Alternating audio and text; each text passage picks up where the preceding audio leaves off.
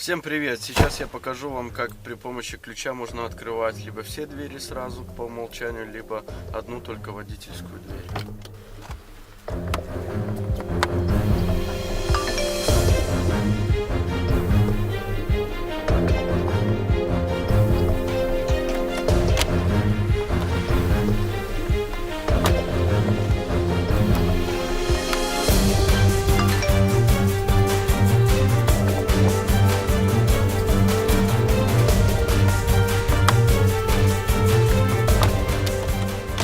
Вот так путем нажатия на кнопки «Открыть-закрыть» и удерживая 6 секунд можем переключать режимы. Первый режим — это по первому нажатию открывается одна водительская дверь, второе нажатие — все двери.